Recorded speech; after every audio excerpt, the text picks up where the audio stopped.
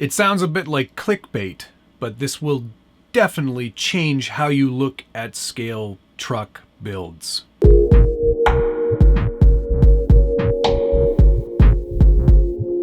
Welcome back to the Scale Builders Guild. Thanks again for watching. Today we're doing a quick look and I'm giving you a secret tip into how to make your scale trail trucks that much better. For me, this one thing really did change how I looked at my trail trucks and how I built them, and I think it inevitably will make things better for you. I'm talking today about the Powershift RC Deadman Switch, and you've probably heard me talk about this before in the Marlin crawler build videos that I've done on this channel. But I really felt that this product needed its own video on its own because this really is a pretty amazing piece of technology. My friend Jonathan at Powershift RC was kind enough to send me this one and the one before this to give you a quick demo on how it works and how it can change things for you. It's always a pain to take the body off to get at the switch or to get at the battery to turn the truck on and off. In a competition setting, when time is of the essence, nothing is more important than saving time. I really feel that the Powershift RC Deadman Switch does a great job of doing that. It eliminates fiddling around with the body and with batteries. You can leave everything as it sits, and you don't have to worry about draining your battery over time. Say you've done a run, you're waiting for your buddies to finish theirs, you're waiting to go on to the next course, and there's a big lineup in front of you. The last thing you want to do is get in there, take the body off, unplug the battery, find the screws to put the body back onto the chassis, whatever it is, however you've got it mounted. It's not always that easy. Putting a Deadman Switch from Powershift RC takes away all of that complication, makes it easy to turn your truck on and off with practically no effort. I'm a big fan of this product. I've used it in the Marlin crawler project that I've done, and I'm going to use it in every truck that I build from here on out because for me, it just makes that much sense. I hate wasting batteries. I hate wasting time. This saves me both. Very simply, Jonathan has set up a bunch of these in different scale accessory models. This one is a propane tank, and it's very finely printed. It's printed in some sort of nylon material. And what this is essentially a switch between your battery and your ESC. So you plug this in line between those two things, and you can see there's two bullet connectors there. He gives you accessories to connect this to your battery and your ESC. Quite simply, he's put an XT60 plug in between, and that's what's completing the circuit. So here's the adapter for Deans. I'm a Deans guy still.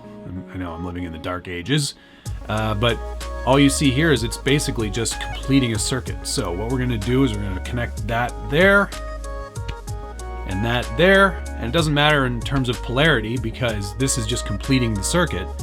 This gets plugged into your battery, this gets plugged into your ESC, and there you go. That's how the whole thing works. It's a really simple concept, but it makes connecting a battery and turning a truck on and off so much easier. I'll never do it the old way again. I really hate taking the body off to get to the battery plug. And because he's made them up to be scale accessories, not only do you get a couple of extra points in Sorka for them, but it just makes everything look that much cleaner in the bed of your truck. In this application, all I did was route the wires for the adapter plug into the bed, glue the bottom half of the Deadman Switch to the actual bed of the truck, and wait for everything to dry. That's literally all I did to change things. Whenever I want to turn off the truck, all I do is lift off the top half of the propane tank. It's really that simple. I still don't recommend that long-term you leave your batteries in the truck, nor do I recommend charging them in the truck. That will lead to disaster. And I don't want to be responsible for you burning your house down. I opted to prime, paint, and detail mine just to make it that much more authentic and make it to look just a little more real. I like the propane tank. Jonathan also makes a battery accessory, so it looks like a battery.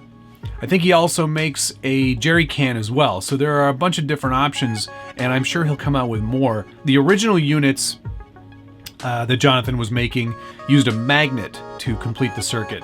And some folks, I think, complained that on 3S or 4S, the magnet wouldn't work over time. I guess it would lose its polarity or something. I'm not sure how magnets work. It's magic as far as I'm concerned. So Jonathan decided to go with an XT60 connector, which makes it a lot more robust, and it should last many years. I'll make sure to put a link in the description below where you can check out the Powershift RC Deadman Switch for yourself, but I strongly believe that this will change things for the better when it comes to building a scale competition style truck where you don't necessarily have easy access to the battery because of the tight constraints that you've built it to. Maybe there's not enough space underneath.